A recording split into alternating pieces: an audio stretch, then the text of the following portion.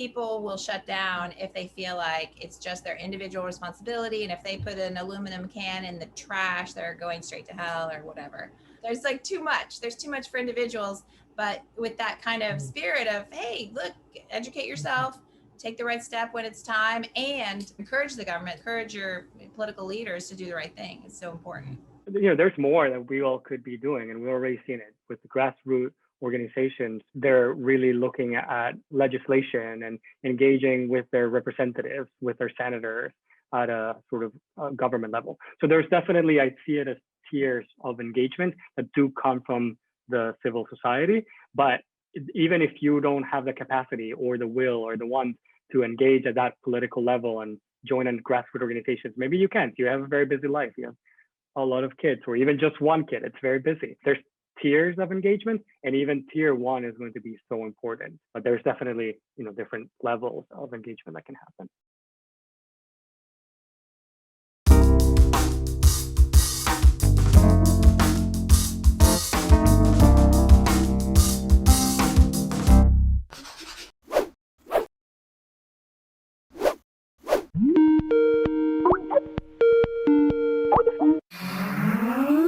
Good morning. Who's our guest on the show today? This morning, we have Manuel Esquivel. Good morning, Manuel. Good morning. Good morning. What are we talking about today on the show? So today, I will be talking about the International Energy Agency's report on carbon neutrality by 2050. Let's dive right in. So yeah, every now and then, I like to go into some of these reports that are published by these international agencies to sort of understand where sort of experts think we're headed, or sort of projections of how we should be doing work to achieve carbon neutrality and think about our energy and emissions future. I do that for two reasons. One is to inform the work that I am doing, especially, I guess, between now and 2050. Whatever we do today, it's going to really jumpstart a lot of the work that we're going to have to be doing in the coming decades. I also go back to that report as a member of civil society. What can I do in my own personal life outside of work? And that stems from a lot of conversations that I have with friends and family also, where they ask me, what can I be doing? The challenges just seem so daunting. And a lot of it's probably going to mean governments are going to have to do things in a certain way. Municipalities are going to have to do things in a certain way. Utilities, corporations.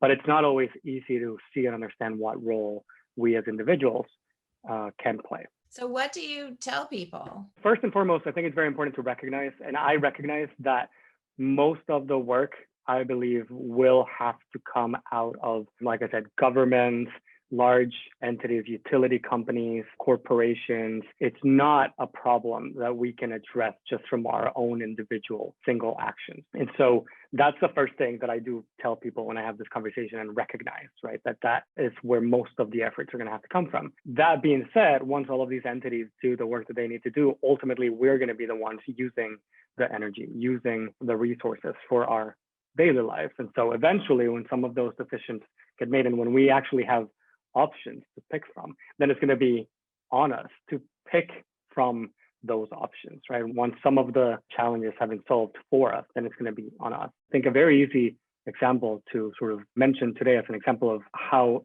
civil society does make a difference is the use of plastic straws. Maybe we haven't decreased the use of plastics overall by that much through the phasing out of plastic straws as we have seen in the last years. But all that really has come from the grassroots organizations and the sort of social media and people calling out the use of straws. That's not enough, but that's a level of work that we'll be able to probably see in the future, and that we should hold on to for the future. If you go to the summary of the report online and you scroll down, you'll see a set of infographics that change as you scroll down and take you from 2020 through 2050. But if you look at the 2025 layout, the statistic that I see there is on the buildings side. It says no new sales of fossil fuel boilers. And when I'm talking to friends, if I show them the IEA report projects that by 2025, we really should not be having these new fossil fuel boilers in our houses. I have a lot of friends who are starting to buy houses now. And when I say, if you're doing renovations in your house and you understand it's not this ephemeral concept that by 2050, we shouldn't be having any fossil fuels. No, by 2025, we're projecting no new sales of fossil fuel boilers. So as a consumer, what that means is if I'm thinking of renovating my house or doing any types of retrofits, especially the closer I am to 2025, I should not be installing any more fossil fuel boilers. And so I think the conversation, when I have this conversation with my friends, it's really going to change. And they're maybe going to be like, maybe I should be asking the question, how can I place myself for that future, for that reality in 2025 today, as opposed to, well, maybe I need to start thinking about it in 2040 because it's by 2050 that we need to be achieving carbon neutrality.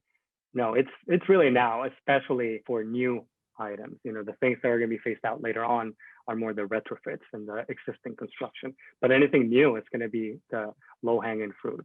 So I think it's very important that we start having these conversations, even among friends and families, with these types of statistics and internalizing these projections, this future. So much about what you're saying is so it's close to my heart. So first of all, the information, like people need to understand what is a good boiler, what, you have to have time to think about it. And if your boiler goes out in the winter, you're going to want to replace it the next day or the next week as soon as you possibly can. And you don't necessarily have time to do that research at that time. So good information. Climbable is all about, getting simple, clear information out there in the hands of people who need it. And then the other piece, the straw example, is really people coming together to change the system. When the technology is available and it's easy, why not shift the system so consumers have that choice? In the straw example, we don't even need a choice anymore, right? The boilers, do you see that transition happening with the industry? So when a consumer does say, oh, hey, contractor, I just want a boiler that doesn't use fossil fuels, is that going to be something the contractor should know about and make it easy for people? Yeah, I would say that it definitely should be a system with a lot of valves all over the place. If you as a consumer are so educated or an energy nerd, really, really care about climate change and are invested and have done your homework up until that point, then maybe it's driven by yourself as a consumer and you can guide your contractor. But people are busy, people have other jobs, people have families. Not everybody will have the capability to sort of do that homework at that level.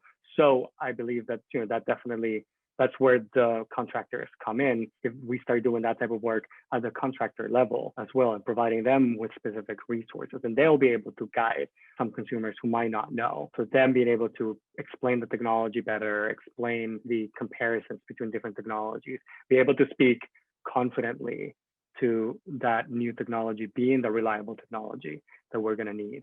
So I think it's definitely coming from all walks of the sort of different sectors. That being said, again, we go back to the importance of governments, utilities, and large entities and corporations doing a lot of that work. So a lot of those resources are going to come from likely incentives, especially initially, the government has to approve. Information and data that the utilities own and manage and can use for us to be able to know that we're doing things right. Corporations putting out the resources, shifting, if you're in a particular field and you can make space in your company for particular products that are better, that's going to be on you. And that comes with providing resources to the consumers and sort of the contractors as consumers of those products when they're doing their work. There's a lot of different inertias in the system, right? And when something is not standard practice, it's hard. Like Jeannie and I consider ourselves energy nerds, and we have access to a lot of information and tools and all that. And even dealing with our own heating system and the contractors to